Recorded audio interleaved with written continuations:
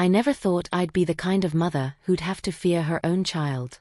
But there I was, standing in my attorney's office on a grey Tuesday afternoon in October, learning that my daughter had been calling him repeatedly, asking pointed questions about my estate. Questions I never authorized. Questions she had no business asking while I was still very much alive. If you've ever felt that sick, hollowing sensation in your chest when you realize someone you love might want you gone, then you know exactly where my story begins. And if you're watching this right now, wherever you are in the world, I want you to drop a comment and tell me where you're from, because what I'm about to share with you transcends geography. Betrayal has no borders. Neither does a mother's broken heart. My name is Eleanor. I'm 63 years old, and until 3 months ago, I believed I had raised a loving, grateful daughter. Her name is Stephanie. She's 37, works in pharmaceutical sales, drives a leased BMW she can barely afford, and has always needed just a little more than I could comfortably give. But I gave it anyway. Because that's what mothers do, isn't it?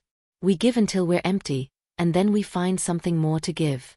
The attorney, Mr. Pemberton, had known me for 15 years. He'd handled my late husband's estate when Gerald passed 7 years ago from a sudden heart attack. Gerald left me comfortable, not wealthy, but secure. A paid-off house in a quiet suburb of Columbus, Ohio. A decent life insurance policy. Some investments. Enough that I didn't have to work anymore if I didn't want to, though I still volunteered at the library 3 days a week because sitting alone in that house made the walls close in. When Mr. Pemberton called me that Tuesday, his voice had an edge I'd never heard before. Professional concern. He asked if I could come in right away. Something in his tone made my hands go cold. I drove the 12 minutes to his office with my heart hammering so hard I thought I might have to pull over. Inside, he sat me down and poured me water from a glass pitcher that caught the autumn light coming through his window. He didn't waste time with pleasantries. Eleanor, I need to ask you something, and I need you to be completely honest with me. Has something happened with your health that you haven't told me about? I stared at him, genuinely confused. My health? No. I mean, I have the usual, high blood pressure, some arthritis in my knees, but nothing serious. Why? He folded his hands on his desk, and that's when I saw it. The legal pad covered in his neat handwriting. Dates. Times. Notes. Your daughter has called this office 4 times in the past 6 weeks, he said carefully. She's asked about the structure of your will, whether there are any trusts, if there are other beneficiaries, and, this is the part that concerned me most, she asked hypothetically what would happen if you were to become incapacitated or unable to manage your affairs. The room tilted. I gripped the arms of the chair to steady myself. She specifically asked, he continued, whether a medical professional's assessment would be sufficient to trigger a power of attorney clause, and whether such a clause existed in your documents. I couldn't speak. My mouth had gone completely dry despite the water sitting untouched in front of me.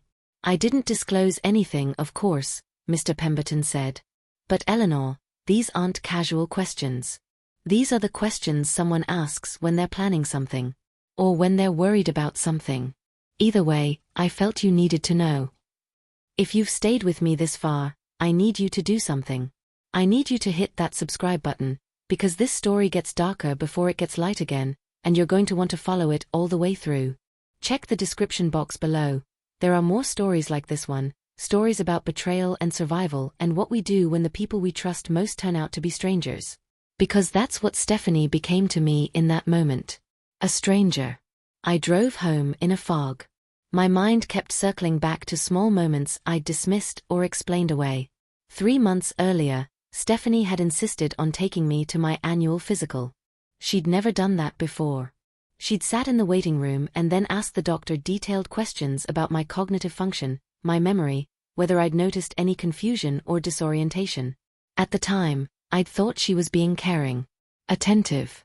Now I wondered what she'd really been looking for. There was the time she'd suggested I might want to simplify my life.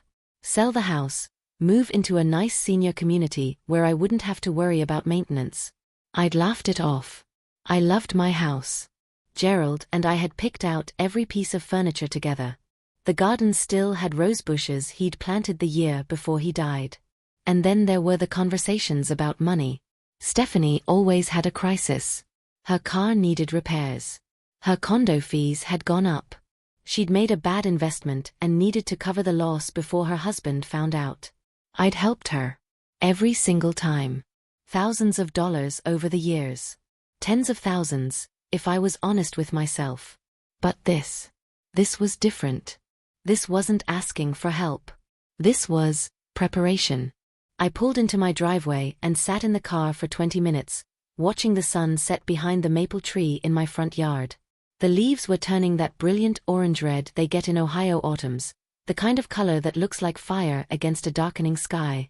I thought about calling Stephanie right then, confronting her, demanding to know what she was planning. But something stopped me. Some instinct I didn't know I still had. If she was planning something, if she really was waiting for me to die or hoping to have me declared incompetent, then confronting her would only make her more careful, more strategic. So instead, I did something I never thought I'd do. I started watching my daughter. Watching for the truth. Over the next week, I paid attention in ways I'd never paid attention before. When she called, I listened not just to her words but to what wasn't being said. When she visited, I noticed what she looked at, what she touched, what questions she asked that seemed casual but weren't. She came by the following Saturday with takeout from the Chinese restaurant we'd always loved. We ate at my kitchen table, the same table where she'd done her homework as a child. She told me about her work, about her husband David's new promotion, about their plans to renovate their kitchen. And then, almost as an afterthought, she said, "Mom, have you thought any more about what we talked about? About making things easier for yourself? You know, planning ahead." I spooned more fried rice onto my plate, keeping my voice light. Planning ahead how, sweetheart? Just, making sure all your documents are in order. That everything would be smooth if anything ever happened. Not that anything will. She laughed, but it sounded forced. I just worry about you being here alone. I want to make sure you're taken care of. I smiled at her. My beautiful daughter with her father's blue eyes and my stubborn chin. That's sweet of you, honey. But I'm fine. Everything's in order. She nodded, but I saw something flicker across her face. Disappointment? Frustration? I couldn't quite name it, but it made my stomach turn. After she left, I stood at my living room window and watched her car disappear down the street. Then I went to my bedroom, opened my laptop, and did something I'd never imagined doing. I searched for how to tell if someone is trying to poison you. The results made my blood run cold. Not because they were dramatic or far-fetched, but because they were so ordinary, so easy, so hard to prove. That night, I barely slept. I lay in the dark and wondered who my daughter had become. And I wondered what I was going to do about it. Because one thing was already clear: if Stephanie wanted me gone, I needed to stay one step ahead of her. I needed to survive long enough to understand why. And maybe, just maybe, I needed to teach her a lesson about what happens when you betray the one person who loved you unconditionally. The war between us had started. She just didn't know it yet. The call came on a Wednesday afternoon while I was shelving books at the library. Stephanie's voice was bright, almost aggressively cheerful. "Mom," I was thinking, "why don't you come over for tea this Saturday? Just the two of us. David's got a golf thing, and I thought it would be nice to have some mother-daughter time. I'll make that herbal blend you like." Every word felt calculated. Rehearsed. I'd spent the past 2 weeks doing research that made me feel paranoid and terrified in equal measure. I'd learned that certain substances could mimic natural causes of death in older adults. Heart attacks, strokes, organ failure. All it took was the right dose of the wrong thing, administered gradually or all at once, and investigators rarely looked deeper when the deceased was over 60 with a history of high blood pressure. I'd also done something I never thought I'd do. I'd installed a small camera in my living room, hidden inside a decorative clock on the mantel. And I'd started keeping a detailed journal, noting every interaction with Stephanie, every strange comment, every request that felt off. But I hadn't expected this. A direct invitation. Tea. Just the two of us. That sounds lovely, I heard myself say. My voice was steady, calm. Inside, my mind was screaming. What time? How about 2 o'clock? I'll make those lemon cookies you like too. After we hung up, I stood in the biography section of the library, surrounded by the stories of people who'd lived and died, and I made a decision. I would go. But I would go prepared. That night, I called an old friend from my book club, Patricia, who'd been a nurse for 40 years before retiring. I kept my voice casual, curious rather than desperate. Patty, you know all those true crime shows we watch? I've been wondering, if someone wanted to poison someone else, how would they do it? What would they use? She laughed. Eleanor, you planning to knock someone off? Just curious, I said lightly. You know me. Always thinking about the mystery novels. She launched into an explanation that made my hands shake. She talked about antifreeze, about certain heart medications in high doses, about plant-based toxins that were nearly impossible to detect. She mentioned that anything dissolved in hot liquid, like tea, would be absorbed faster into the bloodstream. But here's the thing, she said, and I could hear her settling into her favorite chair, getting comfortable. The best way to protect yourself if you ever suspected something? Never eat or drink anything you didn't see prepared from start to finish. And if you're really worried, switch cups. Swap plates. The guilty party won't eat from what they've tampered with. I thanked her and hung up. Then I sat at my kitchen table and cried for the first time since Gerald died. Not quiet tears, but the kind of sobbing that comes from somewhere deep and broken. Because I was actually considering that my daughter might try to kill me. And I was planning how to catch her doing it. The days before Saturday dragged like years. I went through the motions of my life, volunteering at the library, tending my garden, watching mindless television at night, but my mind was always on that tea invitation. I played out scenarios, imagined conversations, prepared myself for what I might discover. I also did something practical. I visited my doctor, Dr. Rahman, and asked for a complete workup. Blood tests, urine tests, everything. I told him I wanted a baseline of my health, documented and dated. He seemed puzzled but agreed. When the results came back showing I was in good health for my age, no signs of cognitive decline, no organ damage, no mysterious substances in my system, I asked for printed copies. I put them in a safety deposit box at my bank, along with a sealed letter explaining my suspicions about Stephanie. If something happened to me, there would be a trail. Evidence. Questions that would need answering. If you're watching this and your heart is pounding, if you're wondering what happens next, make sure you check the description box for more stories like this. Stories about families and secrets and the devastating moment when you realize someone you love isn't who you thought they were. Because that moment was coming for me. Fast. Saturday arrived cold and bright. November in Ohio, the kind of day where the sun shines but doesn't warm. I dressed carefully, not too casual, not too formal. I wanted to look normal. Unsuspecting.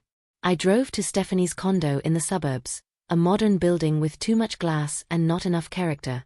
She and David had bought it 3 years ago, right at the top of their budget. I'd helped with the down payment. $20,000 I'd told myself was an investment in her future. Now I wondered if it had been an investment in my death. Stephanie answered the door in yoga pants and a cashmere sweater, her blonde hair pulled back in a ponytail. She looked so much like I had at her age that it hurt to look at her. Mom. Come in, come in. I'm so glad you could make it. Her condo smelled like vanilla and lemon. She led me to her dining table, where she'd set out a teapot decorated with painted flowers, 2 matching cups, and a plate of cookies that looked homemade. I used that special herbal blend, she said, pouring steaming liquid into my cup. The one with chamomile and lavender. I know it helps your sleep. I watched her hands. Steady. Confident. She poured her own cup second, from the same pot. That should have reassured me. But I remembered what Patricia had said, the guilty party won't eat from what they've tampered with. We talked about nothing for the first 20 minutes. Her work. The weather. A movie she'd seen. But I could feel the tension underneath her words, like static electricity before a storm. Then she got up. I'm going to grab the cream from the kitchen. Be right back.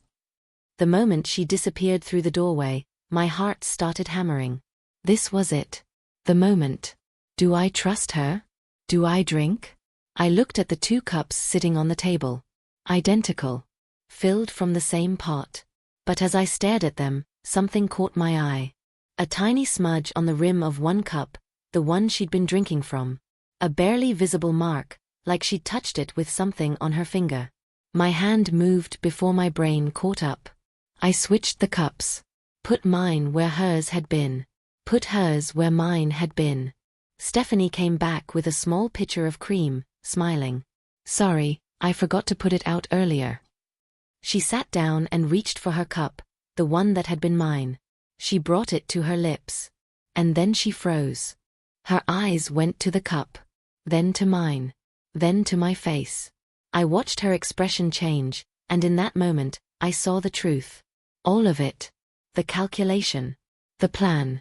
The cold, terrifying realization that she'd been caught. She set the cup down carefully, and when she spoke, her voice was different. Flat. You switched them. It wasn't a question. I kept my hands steady on my own cup, her cup, the one I'd taken. Did I? We stared at each other across the table, and the daughter I'd raised, the little girl who'd once brought me dandelions and called them flowers, looked at me with something I'd never seen before. Hatred. You think you're so smart, she said quietly. You think you've figured it out. Tell me I'm wrong, Stephanie. My voice was shaking now, but I couldn't stop it. Tell me there's nothing in that tea. Tell me I'm just a paranoid old woman. She laughed, and it was the ugliest sound I'd ever heard. You want me to drink it? Is that what would make you feel better? Watching me drink the tea I made for my own mother? Yes, I said. And I meant it. What happened next happened fast. Stephanie stood up, grabbed both cups, and walked to the kitchen. I heard liquid pouring down the drain. When she came back, her face was composed again. Cold. Businesslike. I think you should leave, Mom. I stood on shaking legs. Why, Stephanie? Why would you? Why? She cut me off, and her voice rose. Because you're sitting on a fortune while I'm drowning in debt. Because David and I can barely make our mortgage payments while you live in that huge house all alone. Because you're going to waste everything Dad worked for, everything we should have, and for what? So you can volunteer at a library and plant roses. There it was. The truth. Raw and ugly. So you decided to kill me? I whispered. Your own mother? She didn't answer.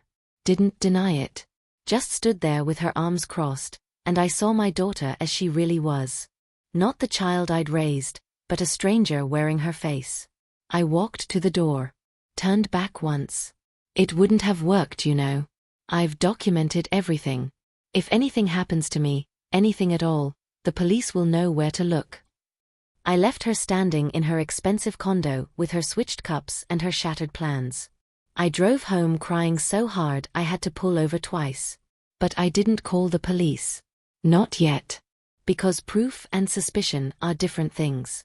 And because some part of me, the mother part that never quite dies, still hoped I was wrong. I wasn't wrong. But I didn't know yet just how much worse it was going to get. I spent the next 3 days in a fog of grief and disbelief. Every time my phone rang, my heart jumped, thinking it might be Stephanie calling to explain, to apologize, to tell me I'd misunderstood everything. But she didn't call. Neither did I. Instead, I did what I'd learned to do in the weeks since my discovery. I watched. I documented. And I dug deeper. On Tuesday, I called David. Stephanie's husband. We'd always had a cordial relationship. Nothing warm, but nothing hostile either. He was a decent man, I'd thought. A regional manager for a tech company, stable, responsible. The kind of son-in-law any mother would be grateful for. David, it's Eleanor. I was hoping we could talk. Just you and me. There was a pause. In the background, I could hear office sounds. Keyboards clicking, muffled voices. Is everything okay? Steph mentioned you two had some kind of disagreement. Disagreement. The word was so inadequate it almost made me laugh. Yes, something like that. Could we meet for coffee? Tomorrow morning, maybe? Another pause. Longer this time. I don't know if that's a good idea, Eleanor. Stephanie's pretty upset, and I don't want to get in the middle of. Please, David. 1 coffee. 30 minutes. I think there are things you need to know. We met at a Starbucks halfway between our homes. David looked uncomfortable the moment he walked in, his tie slightly loosened, his expression wary. He was 42, already going gray at the temples, with the soft middle that came from too many business lunches. I didn't waste time. I told him everything. The calls to the attorney. The questions about my health. The tea invitation and the switched cups. I watched his face carefully, looking for signs that he already knew, that maybe they'd planned this together. But what I saw was shock. Genuine, absolute shock. Eleanor, I don't know what to say. I didn't know about any of this. He ran his hand through his hair, making it stick up in awkward spikes. But I knew something was wrong. She's been stressed. More than usual. She's been secretive about money, and when I ask about our accounts, she gets defensive. How bad is it? I asked quietly. The money situation. He looked around the coffee shop, as if checking whether anyone was listening. Then he leaned forward, his voice dropping. Bad. Really bad. We're about 6 months behind on the mortgage. She maxed out 3 credit cards I didn't know existed. She took out a loan against her 401k and lost most of it day trading. Eleanor, we're on the verge of bankruptcy.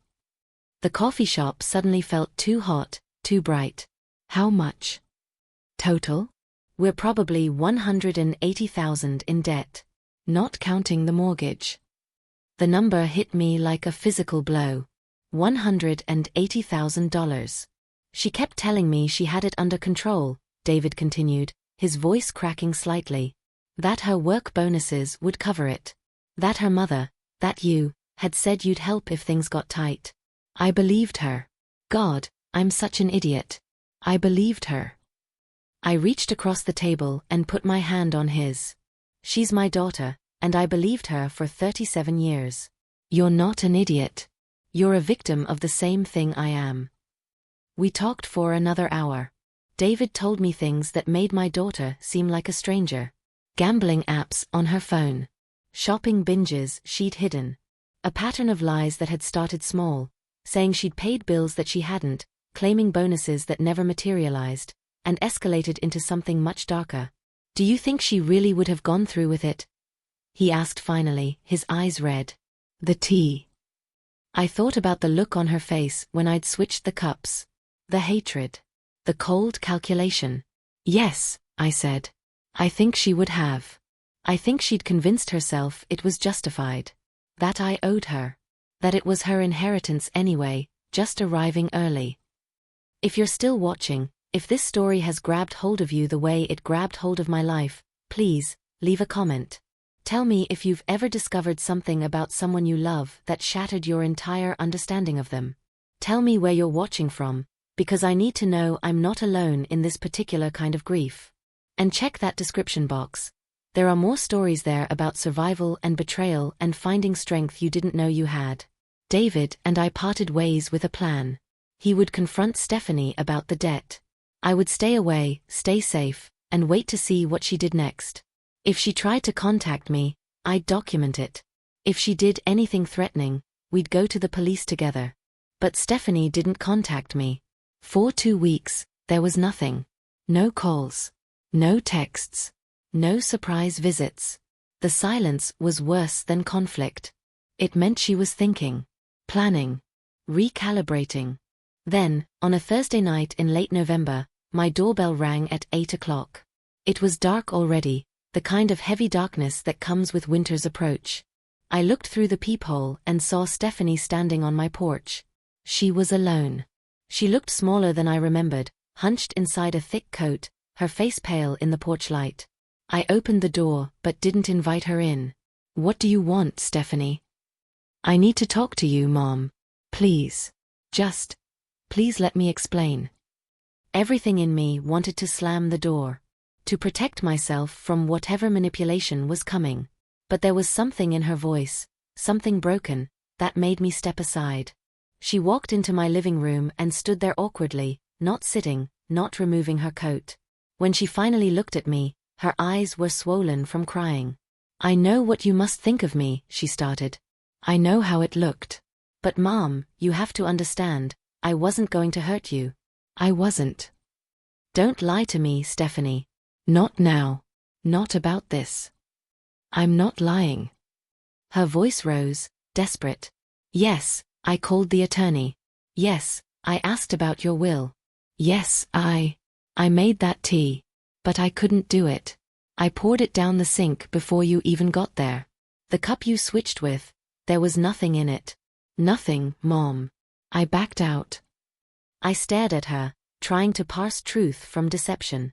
"Then why did you look so angry when I switched the cups? Why did you throw me out?" She collapsed onto my sofa, sobbing now, her whole body shaking. "Because I was ashamed. Because I knew you'd figured out what I'd been planning, and I couldn't stand to see the look on your face. The way you were looking at me like I was a monster." The thing about being a mother is that you never fully stop wanting to believe your child. Even when every rational part of your brain is screaming that it's a lie, there's this tiny, stubborn corner of your heart that wants to believe in redemption. In second chances. But I'd learned something in these past few weeks. I'd learned to trust my instincts over my hopes. "David told me about the debt," I said quietly. Stephanie's face crumpled. "I know. He left me. He moved into a hotel 3 days ago. He says he can't trust me anymore. He's talking about divorce." Good, I thought, but didn't say. How did it get this bad, Stephanie? What came out then was a confession. Not an apology, but a confession. She told me about losing $50,000 day trading, convinced she could beat the market. About the shopping addiction that started after a promotion fell through, filling the disappointment with designer bags and expensive shoes. About the gambling app she discovered during COVID, the way it made her feel alive and in control when everything else was falling apart. "And you?" I asked. "Where did I fit into your solution?" She wouldn't meet my eyes. I thought, if you were gone, I could pay everything off. Start over. David would never have to know how bad it got. "So you did plan to kill me?" "No. I thought about it. I researched it. I even bought." She trailed off. "Bought what, Stephanie?" "It doesn't matter. I got rid of it. I'm not that person, Mom. I'm not." But she was. That was the truth neither of us wanted to face. She was exactly that person. The desperation had made her that person. I sat down in Gerald's old armchair, suddenly exhausted. "I think you should leave now." "Mom, please. Leave, Stephanie. And don't come back. Not until you've gotten real help. Therapy. Financial counseling. Whatever it takes to fix what's broken in you. But don't come back to my house until you can look me in the eye and actually mean it when you say you're sorry. Not sorry you got caught. Sorry for who you became." She left crying. I locked the door behind her and stood in my quiet house, listening to the sound of her car driving away. I thought that was the end of it. I really did. I was wrong. The holidays came and went like a ghost.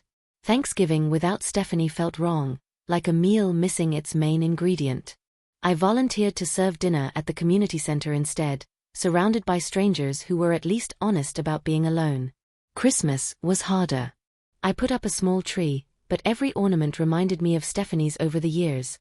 The macaroni angel from kindergarten, the glass snowflake from her first paycheck, the photo frame from the year Gerald died when she'd held me while I cried. I took them all down on December 26th and put them in a box in the basement. In January, David called me.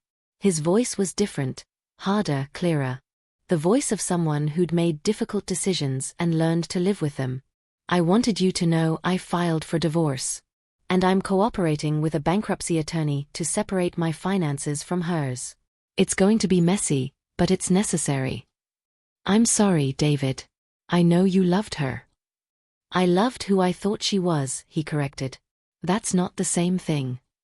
He paused. "There's something else you should know. After I moved out, I went through our home office. I found documents, Printed screenshots of your bank accounts, Eleanor. I don't know how she got access, but she'd been monitoring your finances for at least 8 months. She knew exactly how much you had. The violation of it made me feel sick. How? I think she might have installed software on your computer. Or maybe she got your passwords somehow. I don't know. But I thought you should know, because if she could see your accounts, she might have been able to access them. I checked my accounts that night. Everything was intact. No unauthorized transfers, no missing money. But the knowledge that Stephanie had been watching, planning, calculating her inheritance while I was still alive. It changed something fundamental in me. I'd been grieving my daughter, mourning the loss of our relationship like it was a death. But that night, something shifted. I stopped mourning and started getting angry. Real, cold, focused anger. I contacted Mr. Pemberton the next morning. I want to change my will. He didn't sound surprised. What did you have in mind? I'd thought about this for weeks, lying awake in the dark. I want to leave the house and the majority of my assets to the local women's shelter. The one that helps women escape financial abuse. The irony wasn't lost on either of us.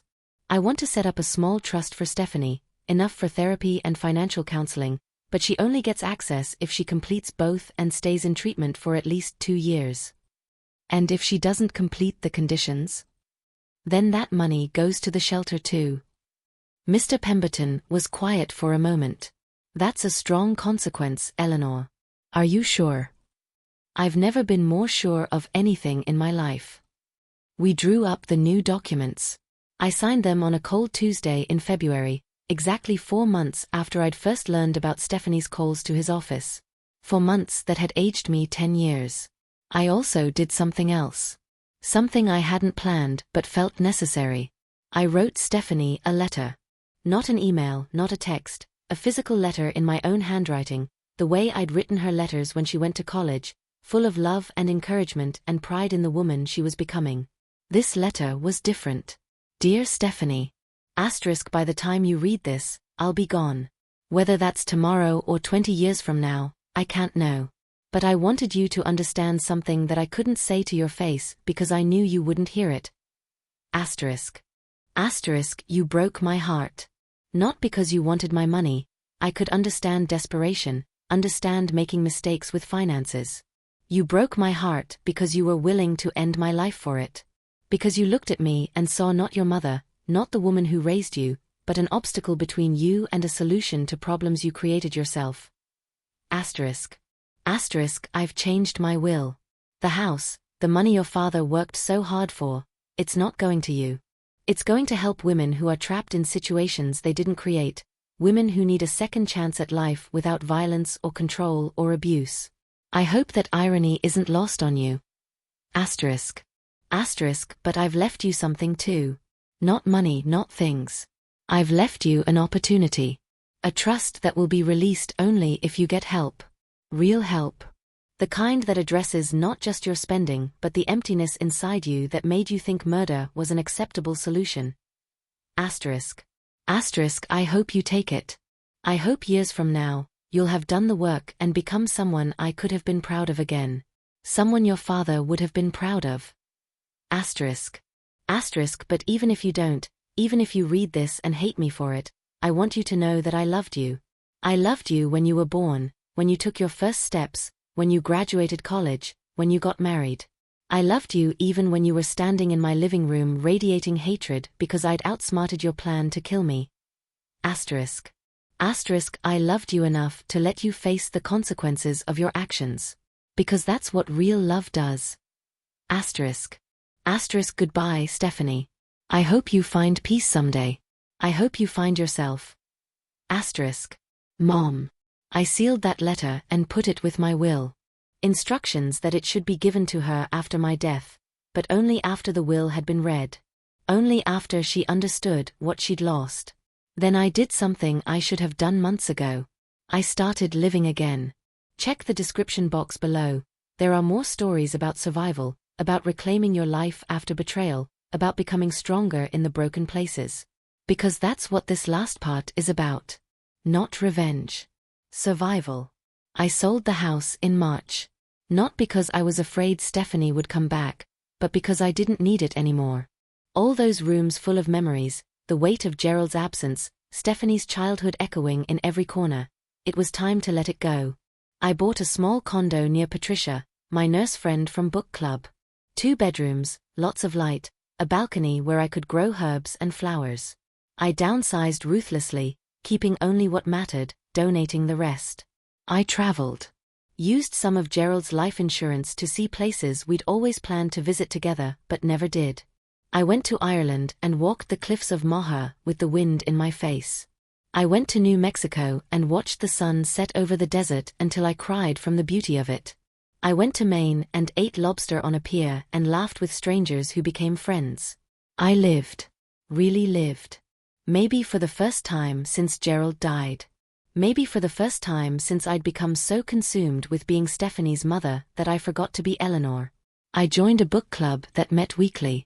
Started volunteering at the women's shelter that would eventually inherit my estate, working with women who reminded me how strong we all could be when we chose survival over surrender.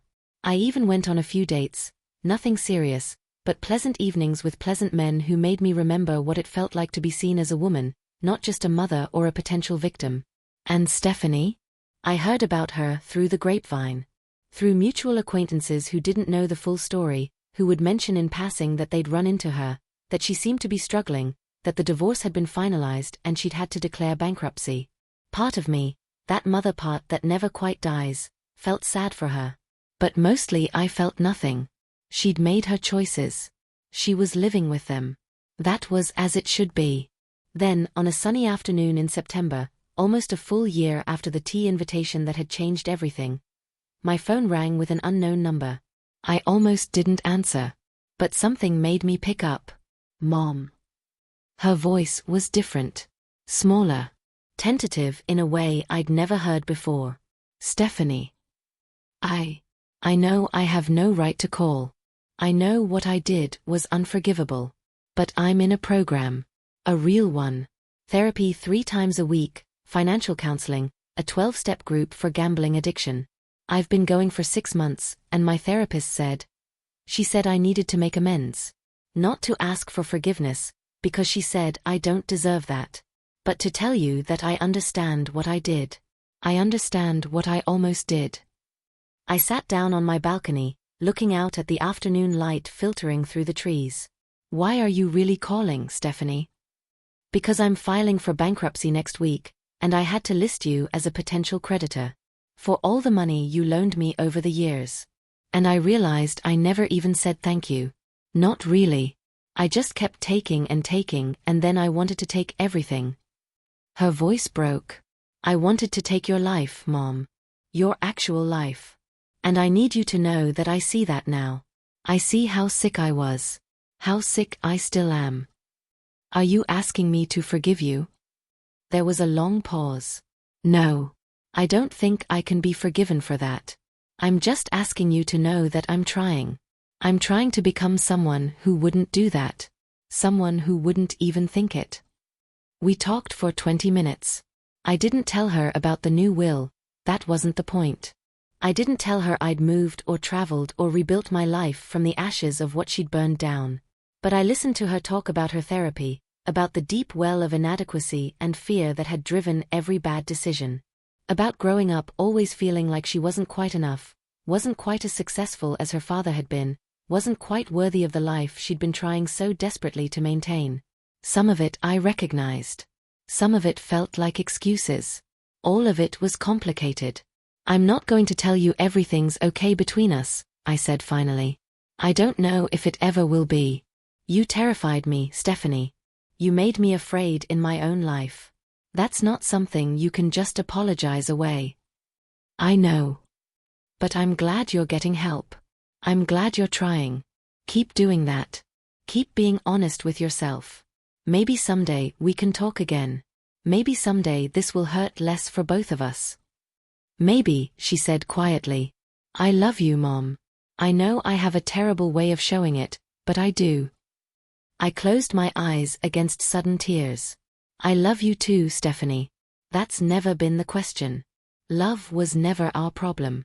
The problem was that love wasn't enough to save you from yourself. We hung up, and I sat on my balcony for a long time, watching the world go about its business. Cars passing. People walking dogs. Life continuing in all its messy, complicated, beautiful ways. I don't know what happens next in Stephanie's story. I don't know if she'll complete her treatment and claim that trust one set up for her. I don't know if she'll relapse, if the bankruptcy will destroy her completely, if she'll build a new life from the ruins of the old one. But I know what happens next in my story. I keep living. I keep choosing myself. I keep building a life that's mine, not defined by being someone's mother or someone's wife, but by being Eleanor, a woman who survived betrayal and came out the other side changed, yes, but not destroyed. Last week, I met a woman at the shelter who reminded me of Stephanie. Same age, same desperate energy, fleeing from a husband who'd controlled every aspect of her life, including her money. I sat with her while she cried and told her something I wish I could have told my daughter before things got so dark. You are not your worst moment, I said. You are not your biggest mistake. But you have to do the work to become someone better. No one can do that for you. Not even someone who loves you more than life itself. She looked at me with hollow eyes and asked, "What if I can't?" "Then you can't," I said honestly. "But what if you can? What if you're stronger than you think? Isn't it worth finding out?" I think about that conversation now as I finish telling you this story. I think about all the ways we're tested in this life, all the moments when we have to choose between surrender and survival, between bitterness and growth. I chose survival. I chose to let my daughter go so I could save myself. Some people might think that's selfish. Some might think I should have done more, given more, sacrificed more. But I'm 64 years old now, and I've learned something crucial. You can't set yourself on fire to keep someone else warm. Not even your own child. Especially not when they're the one holding the match. I don't know if Stephanie and I will ever have a real relationship again. I don't know if she'll succeed in her recovery or if she'll slip back into the patterns that nearly destroyed us both. But I know this, I'm no longer waiting for her to change to decide whether my life has value. I'm no longer holding my breath, wondering if the people I love will betray me. I'm just living, day by day, moment by moment, building a life that's mine. And if you've stayed with me through this entire story, if you've listened to every word of this journey from discovery to devastation to survival, then you understand what I'm about to say. Life will break your heart. People you love will disappoint you in ways you never imagined possible. You'll face moments where everything you believed about someone shatters like glass, and you'll have to decide who you're going to be in the aftermath. I decided to be someone who survived. Someone who learned that love without boundaries is just martyrdom in disguise. Someone who chose herself when choosing her daughter meant losing herself completely. That's not the ending I wanted for this story. I wanted reconciliation and healing and a Hollywood moment where we embraced and everything was magically okay. But life doesn't work like that. Sometimes the happy ending is just surviving. Sometimes the victory is just refusing to let someone else's darkness extinguish your light. So to everyone watching this, wherever you are in the world, whatever betrayal you're surviving or have survived, you're not alone. Your pain is valid. Your choice to protect yourself is not selfish, it's necessary. And there's a life waiting for you on the other side of the grief, if you're brave enough to reach for it. Check that description box one more time. There are more stories there about survival and strength and the surprising ways we find ourselves in the aftermath of loss. Stories about people who thought they'd never recover and then did. Stories about second acts and new beginnings and the fierce, stubborn resilience of the human heart. I'm living my second act now. It's not the one I planned, but it's mine. And some days, that's more than enough. Some days, it's everything. Thank you for listening to my story. Thank you for witnessing my pain and my survival. Thank you for being here. And to Stephanie, if you ever somehow hear this, I hope you find your way home to yourself. I hope you do the work. I hope you become the woman you were meant to be before fear and desperation twisted you into someone unrecognizable. But mostly, I hope you understand that letting you go was the greatest act of love I could give you. Because enabling your destruction wouldn't have been love, it would have been complicity. I loved you enough to save myself. I hope someday you'll understand that. I hope someday you'll love yourself that much too. This is Eleanor, signing off. Stay strong. Stay vigilant. And never, ever apologize for choosing your own survival. Never.